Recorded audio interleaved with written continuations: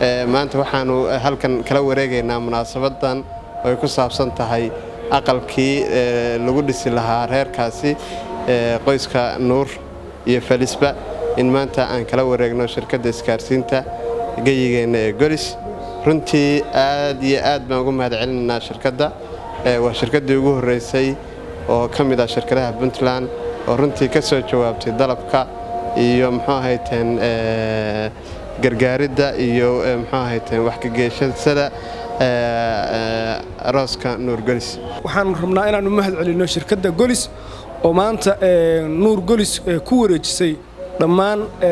aqalkii iyo dhismihii reerka loogu talagalay waxaan uga mahadcelinayaa shirkadda dalabkii aanu markaan bulshada u soo bandhignay ay nooga soo jawaabtay runtii wax la oran karaa Golis waa shirkad mataqaana bulshadeedu u shaqeynaysa maadaama ay noqotay anagu markaan Nuur Golis hawshiisa wadnay oo aanu ka shaqeynaynay shirkado badan oo kala duwan baanu dalab u dirnay laakiin waxaanu Golis uga mahadcelinaynaa inay noqotay shirkadda koowaad oo ka qayb qaadatay oo ka soo jawaabtay waliba si degdeg ah uga soo jawaabtay dalabkaygii aad iyo aad baa u mahadsantahay shirkadda isgaarsiinta Golis waa shirkad isgaarsiineed oo deegaanada Puntland iyo guud ahaan Soomaaliya ka shaqeysa runtii annaga codsigiina ku aadanaa u qarimida Nuur iyo Falis annagu intii naga aadanayd oo runtii markaa naga soo dalbateen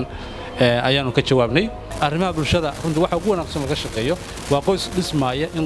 qaybtiisa aad ka qaadatid qaybteeda waanu ka qaadanay Nuur iyo Falisna waxaan rajaynaynaa bidnillaahi kariim inay noqdaan qoys soo kordhay oo gudahan ku soo kordhay bulshada islaamka ah assalaamu calaykum waraxmatullaahi wabarakaatuh maanta waxaan aad ugu faraxsanahay Golis oo rooskii ka qayb qaadatay Nuur Golis